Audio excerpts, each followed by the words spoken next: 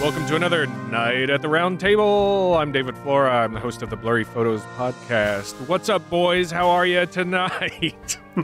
Do you really want to ask that question to us after watching this movie? I thought I'd ease into this a little bit. We got Justin Zinger from the Zing This podcast. Hi. How are you? Hi. I'm doing better if I hadn't watched this movie. So say we all. There's Saul Ty. And from Monsters Among Us, we got Derek Hayes. What's up, Derek? Hello, gentlemen, and I gotta say, just when I thought 2020 was out of punches, here comes this film and knocks me right in the face. Ding, ding, ding, round 4. Round 48 or something. Yeah. But I'm here. I'm here and present and ready to discuss. So we're going to be talking tonight about the 2020 joint Tesla. It's a biopic about Nikola Tesla, who I love. I love his story, his sad story, but also amazing. He's an amazing figure of history. Actually, I think, third episode I ever did of Blurry Photos, I think, was the Tesla episode. And that's a long time ago. And so I was excited to watch this movie. I didn't know they were even making it. It stars Ethan Hawke. It is directed by Michael Almereyda, who directed Ethan Hawke in Hamlet. Which I also didn't see, but that's been a while. And I watched it, and okay, let's talk about it, gentlemen. I need to talk about this movie.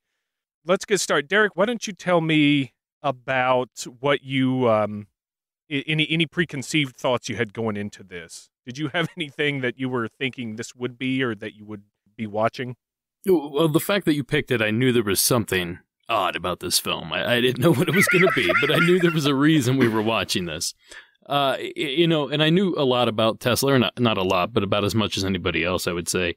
And I know he's like the Edgar Allan Poe of electricity, so I was expecting like this sad song, kind of depressing film, but I got that. I did, but I got so much more. There's so much more to unpack here. I don't even know where to begin, so I'm going to start with that, and we'll just do it brick by brick, I guess, and we'll just build this wall, I guess we'll say, around this film and seal it away forever. Justin, Yeah. I'm going to pass the torch on to you. You save me from this before I go down this rabbit hole. Too deep? Yeah, too early. Too deep, too early. Well, I would hand you a ladder to get out of the hole, but instead I'm diving down with a shovel. This was a movie, and knowing stuff about Tesla, I'm like, man, they could have gone so many other directions with this, and they didn't. But I am flabbergasted that the human Q-tip himself, Jim Gaffigan, is in this movie. Like, I was like, is that Jim Gaffigan? And it was. Yeah. I was astonished to be like, how'd they get him in this? Like, seriously.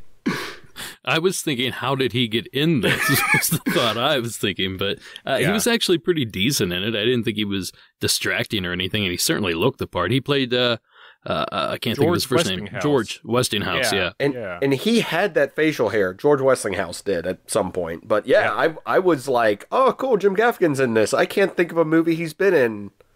Well, while we're talking cast and everything, David, do you want to introduce us to the director, the cast, and all that stuff, since you picked this monstrosity? Sure. So, Michael Almereyda, like I said, he directed Ethan Hawke before in Hamlet, the New York set, modern Hamlet.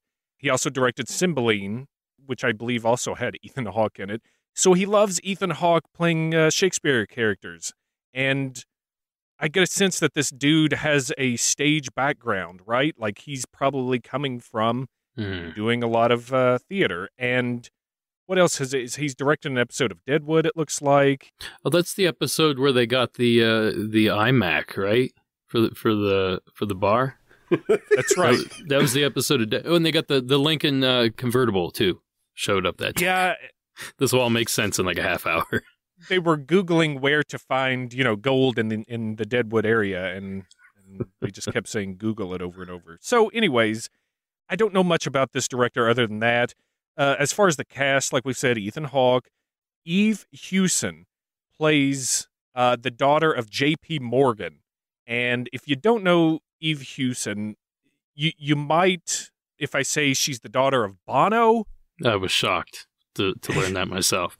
And What? she was Maid Marian in one of the newer Robin Hoods, the one with the Kingsman and Jamie Foxx.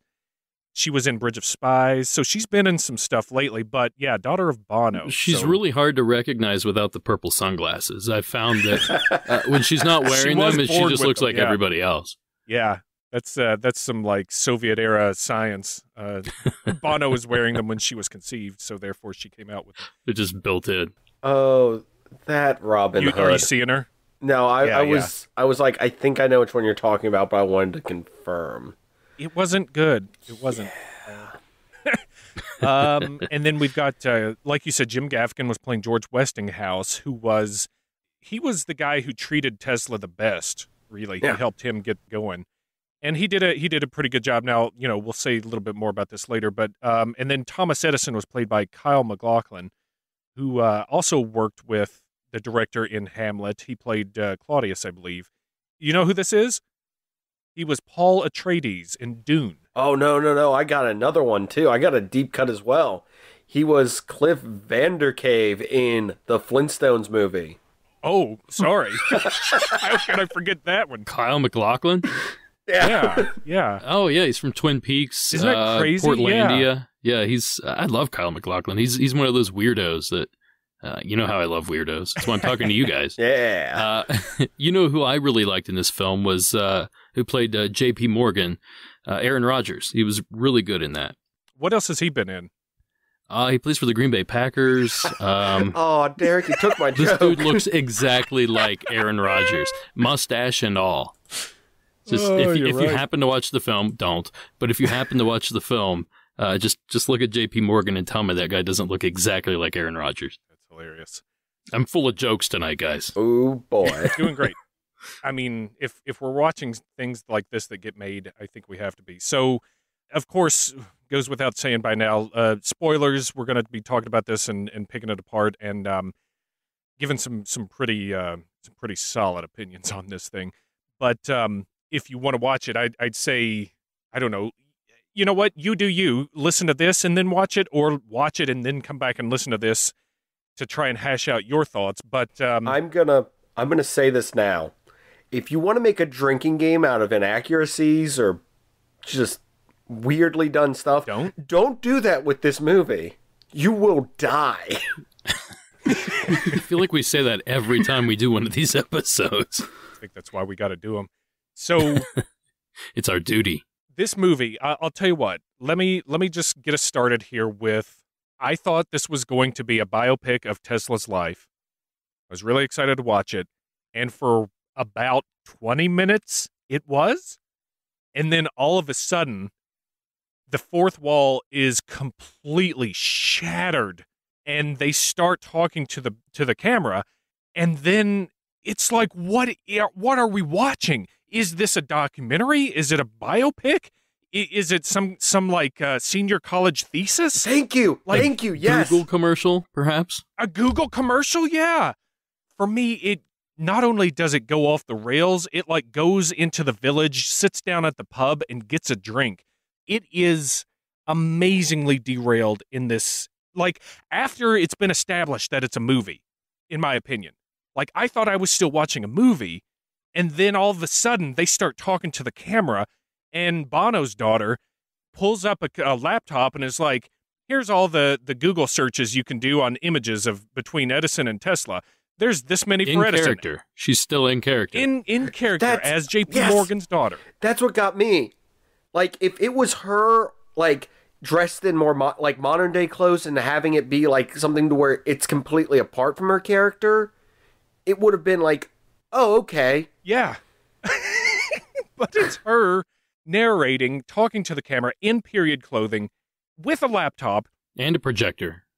And a projector. And speaking of that, then we start getting these interspliced scenes where Ethan Hawke goes up to an obvious theater backdrop and acts like he's like in the plains in Colorado Springs, Colorado, or he's like looking at a storm, out over the prairie, and there's wind and everything. They really tried to make it look real, and it was so obvious it was a black box studio.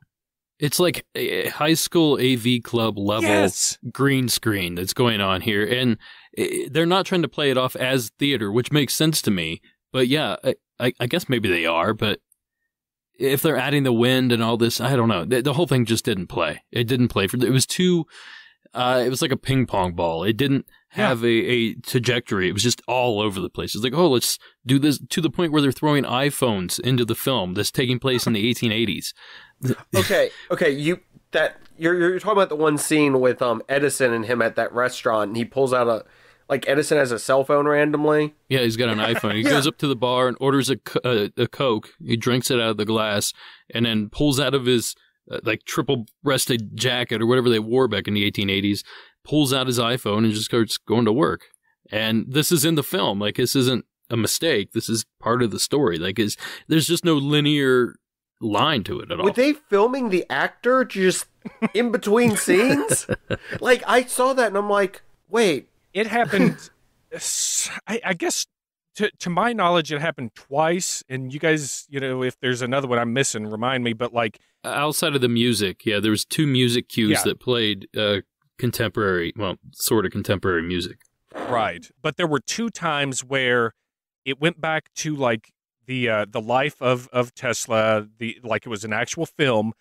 And then they did a scene, and then Bono's daughter comes in and is like, except that didn't happen. Yeah, that happened a few times. And it's like, don't do that. Like, why? Why? And even worse, it starts that whole trend with them eating ice cream cones and sticking the ice cream cones in each other's faces. I knew we were in trouble right then. At that point, I was concerned about the Google searches mid-film, but when they started putting ice cream cones in each other's faces, seriously, deadpan too, I knew this was going to be a ride, and I still had an hour and 31 minutes or something left to go. Yeah. Well, I'll tell you what got me was the fact that Ethan Hawke's Nikola Tesla looked about as excited as I did to watch the film as he was to be in the film.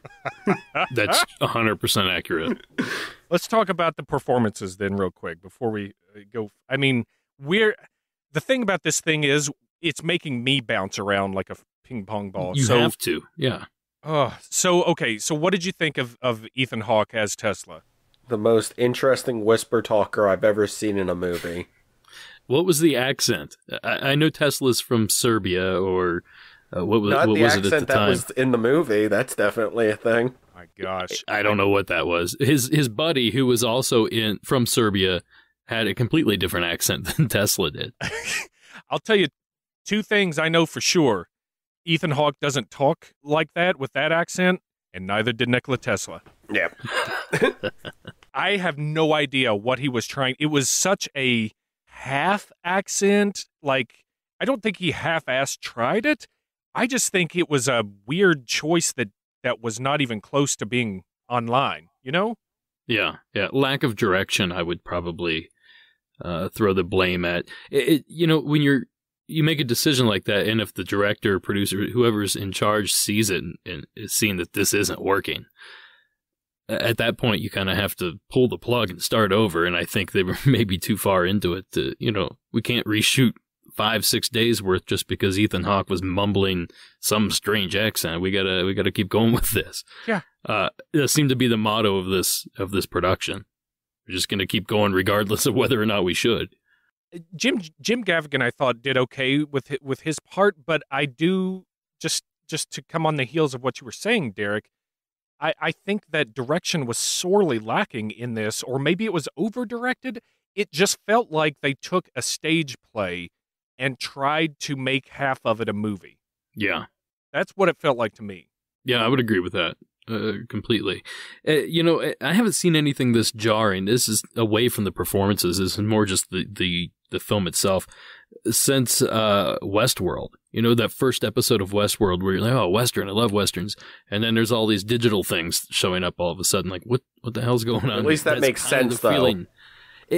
Well, they explained it in Westworld. There's a reason for everything there. Here, it's just I still have no idea why there was a cell phone or projector or laptop or Tears for Fears or any of this stuff in the 1880s. I don't get any of it.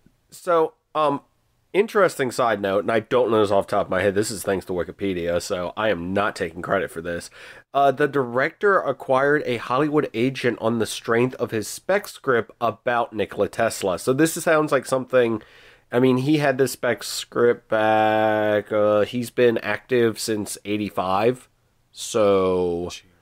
I mean, I don't know. I don't know. I guess that kind of adds weight to this, that this is a passion project. And if this is your passion... Oof. Woof.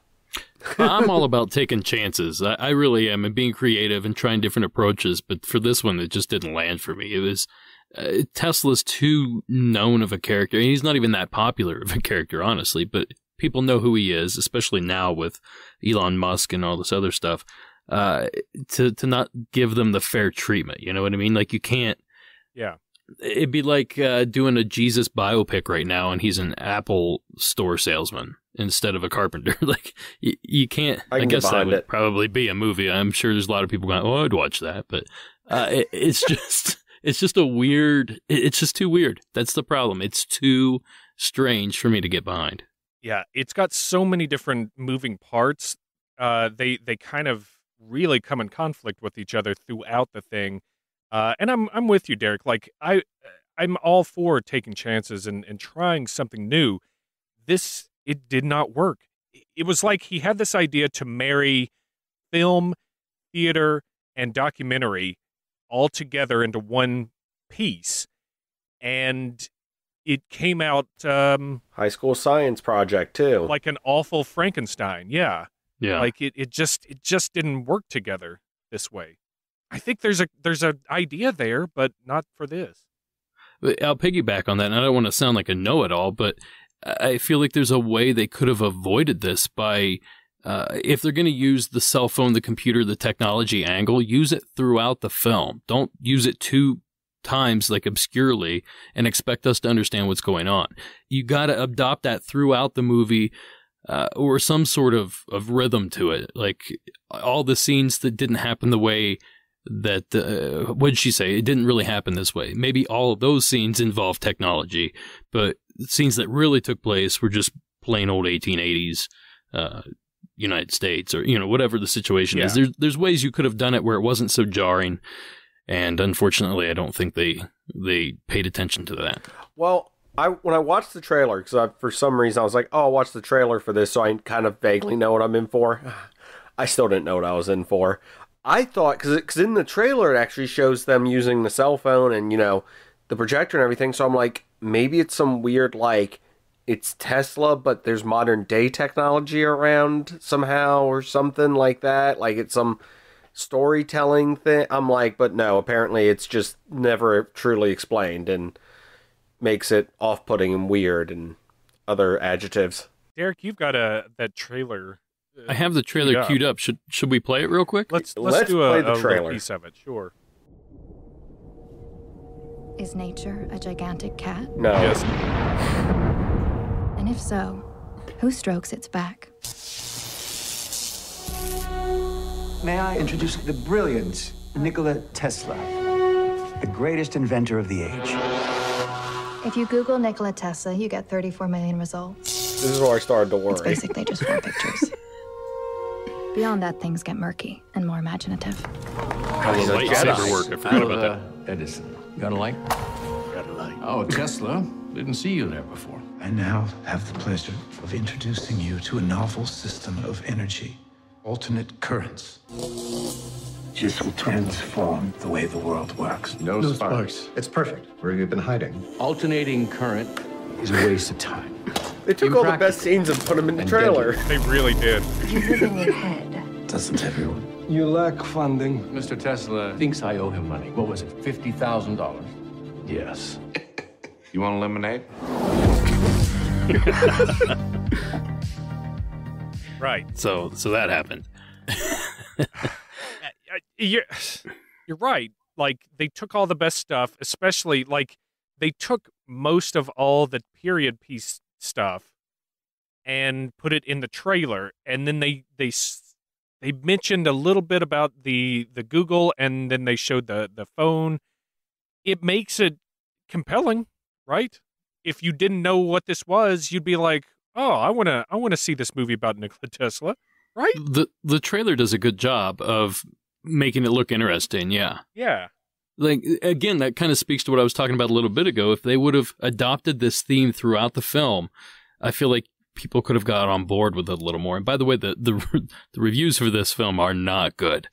I think the budget was about $5 million, and what I looked right before, actually I have it up, I think it brought in $355,000 on its return. Worldwide. So that's worldwide, yeah. That's not good. That's awful. That's pretty bad. That's the kind of movies I used to work on. Did you work on this movie? No, unfortunately, I did not. I wished I could have saved some of this from happening. You know, there's all kinds of stuff we got to talk about here, but there's a scene where Ethan Hawke just suddenly shows up with a microphone. Here's the modern day microphone. Yeah, they really set it up. And starts singing Tears for Fears. Yeah, they didn't set it up, did they? It just kind of showed up out of nowhere, right? It was set up as in like, and then Tesla got screwed over again. And then, you know, he like walks onto the karaoke stage, and here we go. It's like so on the nose. They play Tears for Fears, Everybody Wants to Rule the World. He's dealing with Westinghouse, Edison, J.P. Morgan, like all these powerhouses. It's too on the nose for me. But yeah, here's a sample of that song. I'm not sure how much we're allowed to play without Tears for Fears running us down, but... Welcome to your life.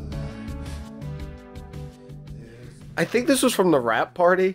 Exactly. That's the thing. Like, it is a projection of clouds behind him in front of a mic, and it is the most karaoke, stereotypical thing you can imagine. Yeah, it's here's the thing. I want to know if you guys agree with me or felt the same way.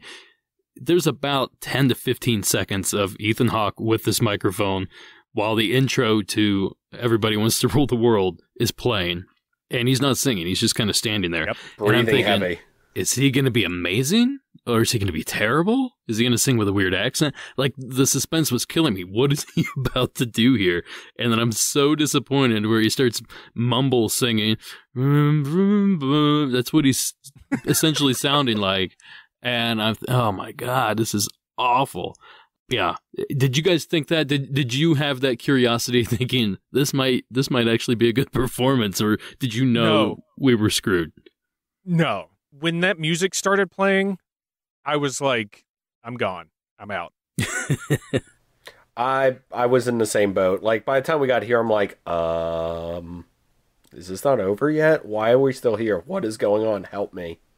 I'm actually glad it happened because I didn't think the film could get any more ridiculous, and God help me, I was wrong.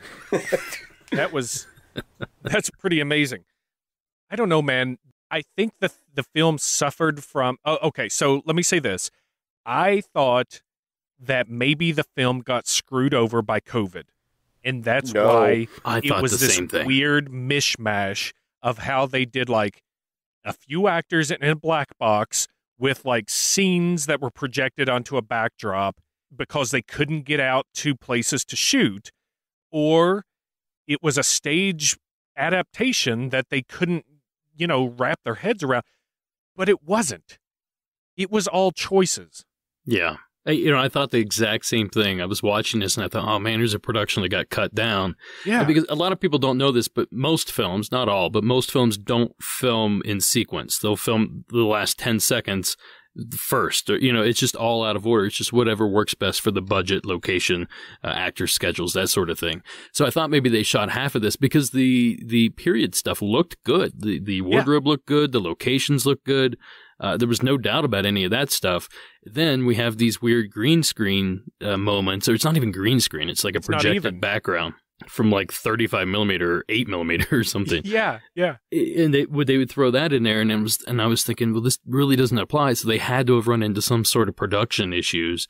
But maybe it's that they spent all their budget on actors, because the cast in this is pretty decent considering the product. Yeah, right. I mean, it premiered at Sundance in January of 2020. So, I mean, this was completely unaffected. I saw that too, and that's how I knew that wasn't the... That's true. Of it. Yeah, you're right. So I don't think it was affected in budget or anything else either. This was destined to end up where it is, regardless. Derek, you were talking about the reviews being critical, and on IMDb, like, most of the reviews on there are pretty pitiful, and I think most of the people who are not totally professional amateurs like us, but not complete, like, Hollywood critics, were tearing it down. But all the reviews I was seeing, including like Rolling Stone and some others that were Hollywood elite critics, what I would consider, were like singing this thing's praises. And I'm like, you watched a different film, you fool. Like, none of these choices make sense or are good. What are you talking about? Or they just got wrapped up in the flash of it all. And that happens a lot, where you have all these toys at your disposal, so you use every single one of them. Like, maybe they were sitting down in some sort of production meeting and thinking, oh, well, let's implement new technology somehow, like contemporary technology. And everybody loves the idea, but nobody really thought it through. So they just literally throw it like, oh, it'd be great if you sat down at the bar with an iPhone. But they don't think about the consequences of doing that story-wise or visually. And they didn't do it consistently enough that it made sense to the film. I'm just beating a dead horse here. I'm sorry. I know that this. Speaking of being a dead horse and speaking of lowest common denominator, I did unfortunately go to Rotten Tomatoes, and this movie has a 60% on the tomato meter, which technically means not rotten, but the audience score is only a 43. And there is a review I want to read real quick. The period details are spot on. Okay. The performances are sly and smart, but lack of consistent tones hurts the movie. I agree. I think that's very generous. I think that's too generous. So Ethan Hawke's too old to play Nikola Tesla. At any age. Well, maybe. So Nikola Tesla starts working for Thomas Edison in his, 20s or something? Ethan Hawke looks like a 40, 50-year-old man the whole time. He looks the exact same from a period of Nikola Tesla being like 20 to Nikola Tesla's like 50. He looks the same. It's a good point. I didn't think of that. And that was very jarring for me. Just the things they focused on and the stories they told, they didn't focus hardly anything on the technology that he brought. They focused on the women in his life, which is Bono's daughter, and then Sarah Bernhardt. You were talking about being on the nose with something. There was a scene there where he was selling this generator that gave off no sparks, no electrical sparks, and then Bono's daughter shows up, and they just kept saying, there's no sparks, there's no sparks. And it was clearly obvious they were eye-screwing each other the whole time. See, I thought the no sparks was in reference to the film. There's absolutely no spark throughout the entire movie. And I thought that was kind of, I'm joking around, but again, really, on the nose. Yeah. I mean, it really did sum up the film. There was absolutely no sparks. And I mumbled it to myself, actually. Yeah. Like, it was so blatant, one of those scenes where it's like, the dialogue doesn't match the action. Oh, isn't that very creative? Oh, my. And the dialogue was so bad, too. And we early on, we discovered that. Very early on. It just seemed like the acting was, although they had good actors, the acting was very stilted. And I feel like it was as if you were given the script the day before or the day of, and then had to go out and do those lines with the director just worrying about when he could get the next iPhone in the scene or the next ice cream cone. Like, there was no real direction given. There was nothing that was like, let's try this again and encompass this character a little bit, or like feel this out instead of just delivering the line to get to the next scene. I don't know. You know what was lacking, and this just dawned on me, really, was character development. They didn't develop a single character in this We were thrown into the story. Obviously, we know who Tesla is, but I didn't have a clue who anybody else was until they were, introduced sporadically throughout the film. In fact, J.P. Morgan's daughter, Anne, was in the film for, 25, 30 minutes before we even realized her name, who she was, or anything like that. I realize it's probably a bad example because that was a bit of the mystery and the allure of her character, but they did that with every single character. They didn't really introduce us to anybody. It was just a lot of arguing, a lot of asking for money, and it was like my show, essentially. A guy mumbling that nobody could understand. It was my show. Yeah. Well, some weird music that didn't fit in there. Wait on him. Hold a minute here. Well, here's the other thing. Like, when they were doing the whole battle between Edison and Tesla over the currents, they got into the electric chair thing. I'm like, oh, sweet, they're going to go this direction with it, because it's an interesting story on, like, what Nikola Tesla and Westinghouse did to try to be like, we don't want to be associated with the electric chair, and what Edison did to basically have them associated with the electric chair. It's a super interesting story that this movie completely ignores. You're talking about the elephant? Yeah, no, there's so much, like, stuff that happened, like Edison basically electrocuting everything he could find. And I think the elephant was later, but still, he electrocuted a ton of dogs and stuff to be like, see, this is great to electrocute people with. Unlike my DC current. Yeah. Which is totally safe. They definitely nodded to it. I mean, I think they had a dog yelp after after a switch was pulled at one part. But there were so many stories to tell in the Tesla story. And they picked his relationships with women the most. And how he kept asking for money? Like, it's so weird. Well, you forget about the one time that Nikola Tesla helped Wolverine defeat Batman. When they were both magicians. Oh, I didn't get that reference until just now. Black Widow was there, too. By the way, if you want a better portrayal of Nikola Tesla, just go watch The Prestige instead. He's like in it for like 5 minutes, and it's a million times better. Yeah. Was that Bowie? Yeah. Bowie and here. Okay, this movie is chock full of people. By the way, not this movie, the good Prestige movie we should have watched instead. Not only is Bowie in it, but his assistant is Andy Serkis. Yeah, as somebody, as Tesla's assistant. Yes, as the guy that actually has a Serbian accent. Yes, it was so good. Yeah, that was amazing. Like, if you gave me a film of that, I would be in Rolling Stone singing the praises. I would force my way into the Rolling Stone office, pretend I was someone else there, edit it, and get it out to the masses before they even knew what hit them. Like, that's the kind of movie I want. I want to go and break into Rolling Stone and write a good article about it. Why can't they give me that? You know what this movie reminded me of was, I think it was called The Raven. It was John Cusack as Edgar Allan Poe. What an awful movie. And it just took a tragic, beautiful story of Poe and the losses in his life and the hardships. And there's a great story to be told there. And they had to interject like comic book style action into... Yeah, and thrillers, kind of macabre thriller. Yeah, all of it's fabricated. Like, there's absolutely not a shred of truth in any of it. Much like this film, like, I bet you there's next to nothing in there that was factual. Well, it's all factual, but it's so brushed over and so ignored to focus on a love story that it took me a while to actually be like, oh, they're actually going after his romantic interest. I didn't realize Tesla had those. Huh.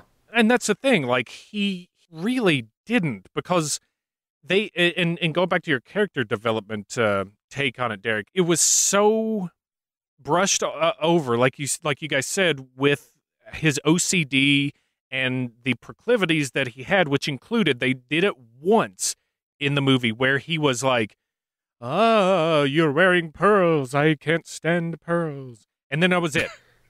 and it's like, yeah, he had a just a really weird thing for a vampire, I thought. Yes, I don't know what they were thinking. But he, in real life, he had this insane aversion to pearls, pearl necklaces.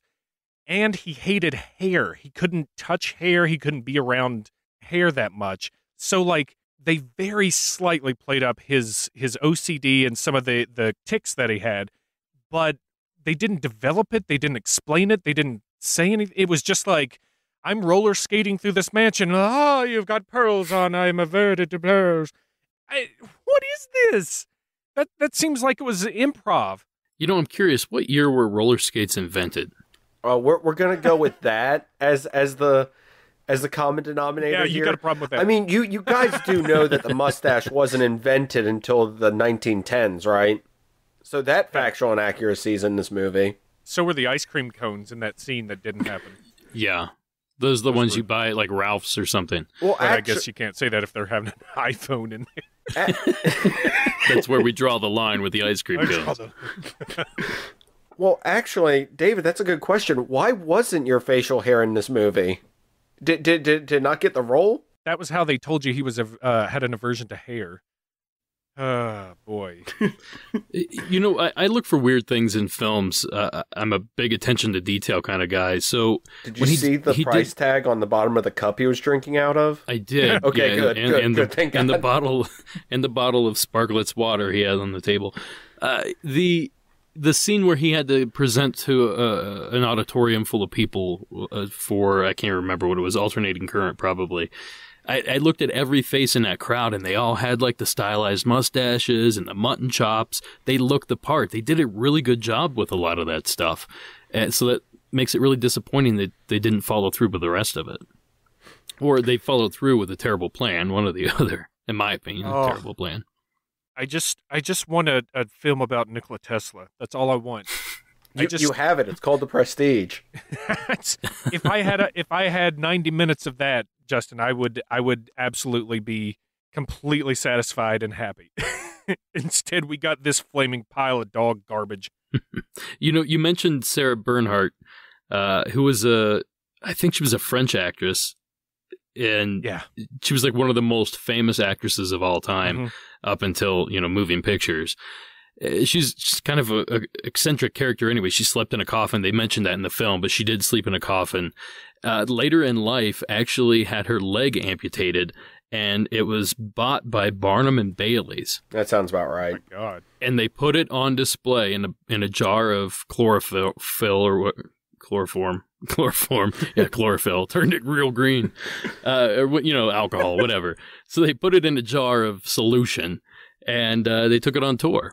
So there was I remember, I think Tom Waits told this story. There was a particular time when she was performing at 70-some years old playing Juliet. And across the street, Barnum and Bailey was set up, and they were charging more to see her leg than you could pay to see the rest of her perform across the street. The second I saw her character come up, I got super excited because I love that story. I don't know if it's true or not. She did lose a leg, and they did recently find that leg. 2008, they found it in a storage something, like a building with all this macabre stuff in it. Like, oh, it's Sarah Bernhardt's leg, and they dusted it off, and there it is.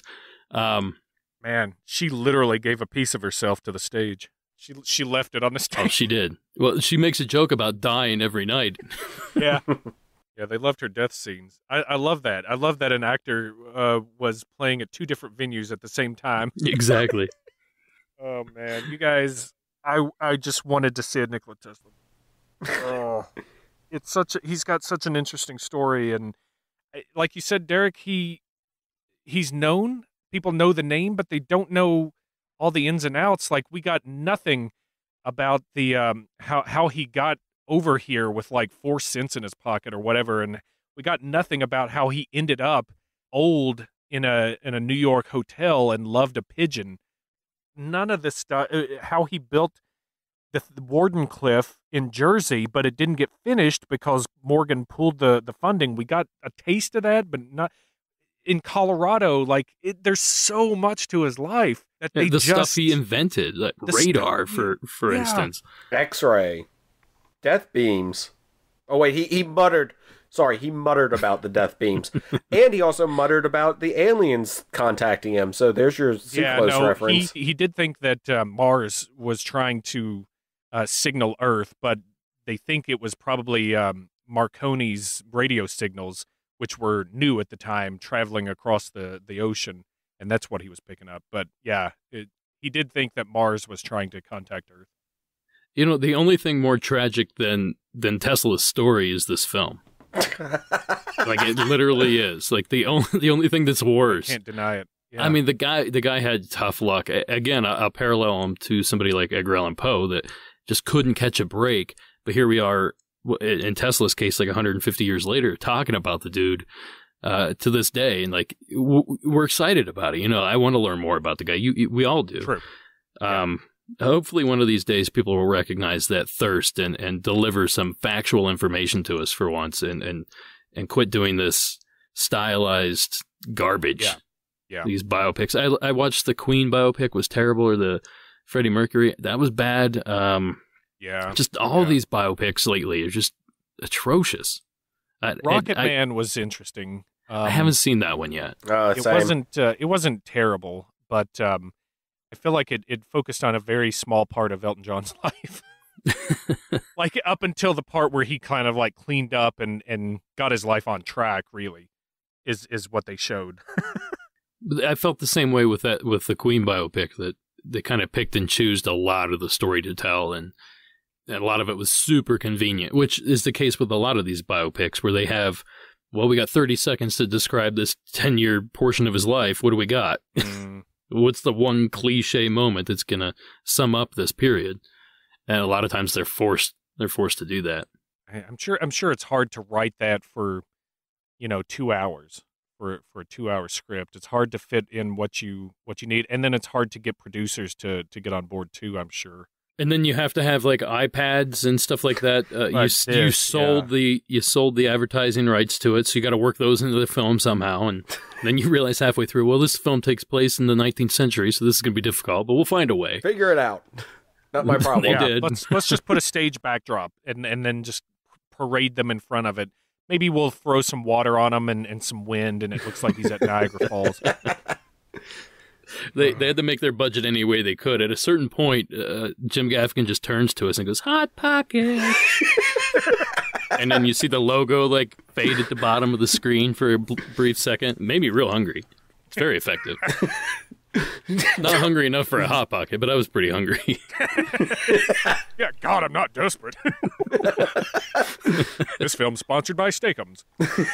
So, ooh, yeah, Steakums. All right, final thoughts, you guys. What are you thinking here? Justin, let's start with you. Go watch The Prestige.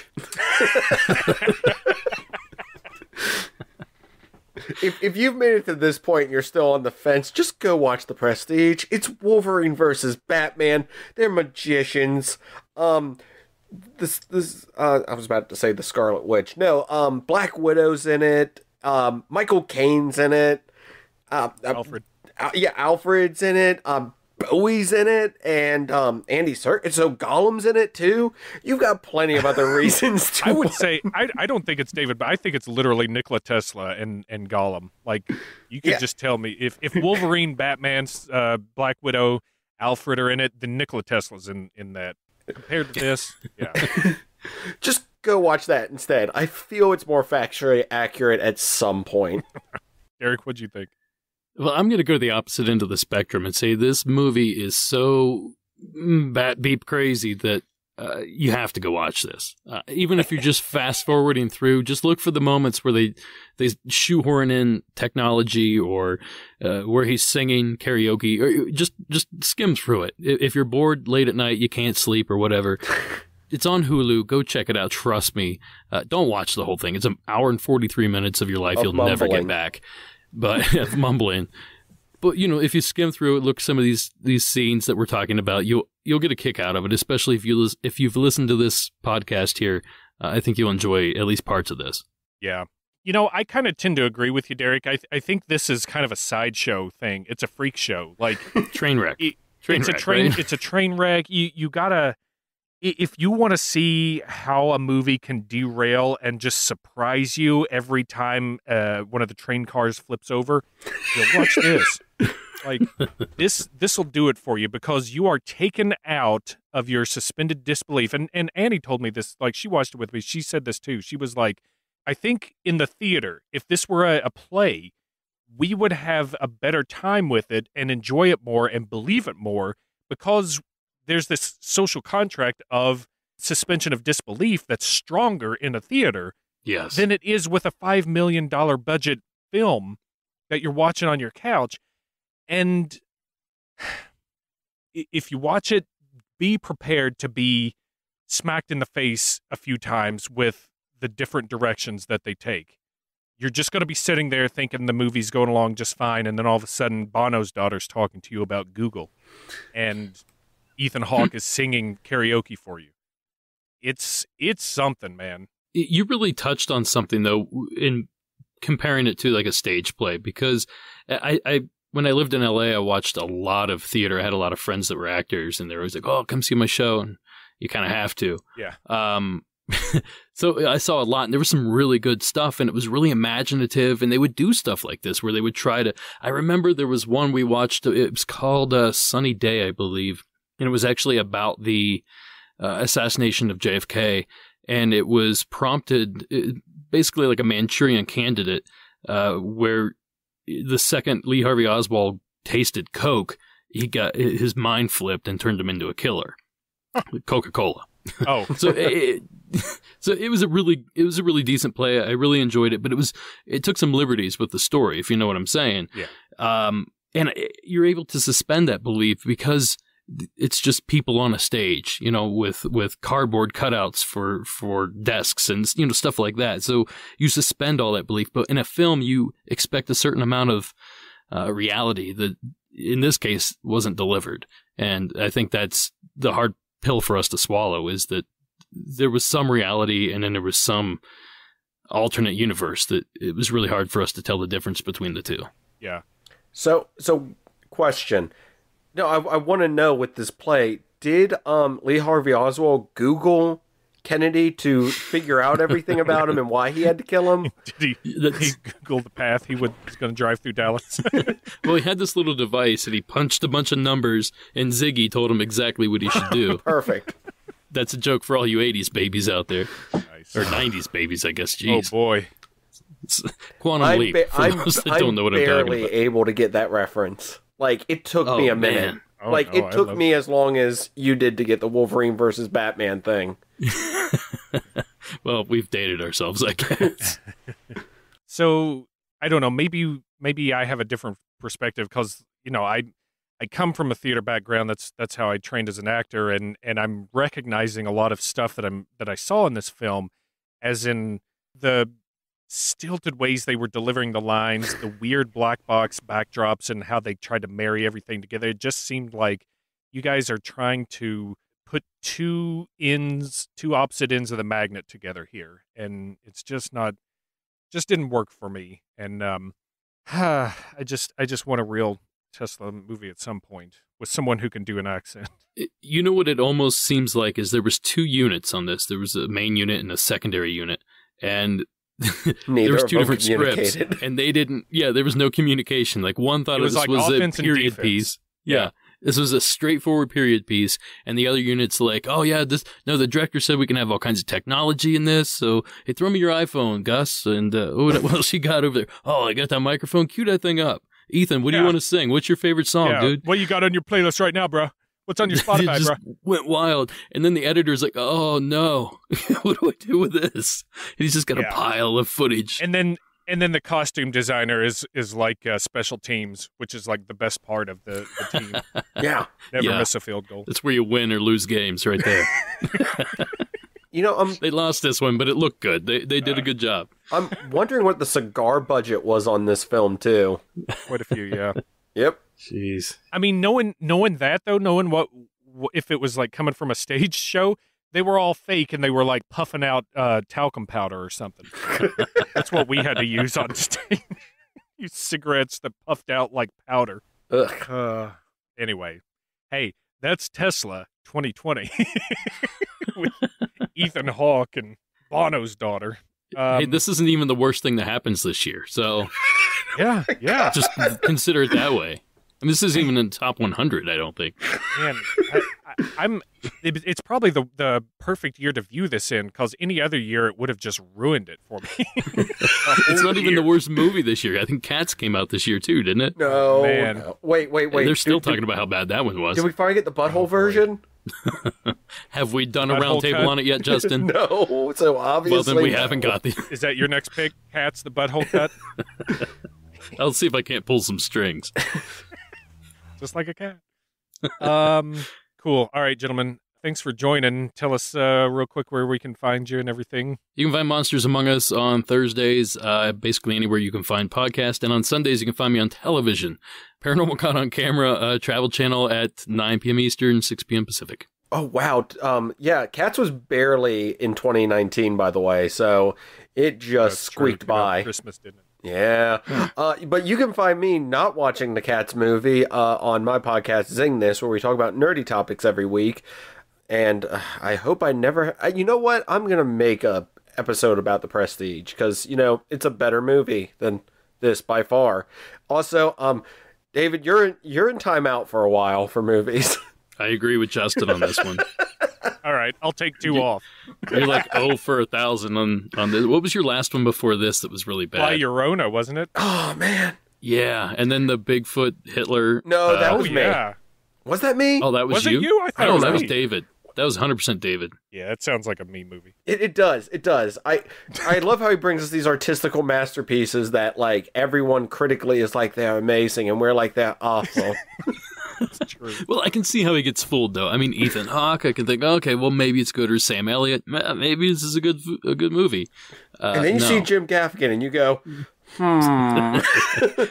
Jim Gaffigan dressed as an 1880s walrus. Please end it on that note. I was going to say, to be fair, Sam Elliott really did an amazing job with his part, at least, in his character.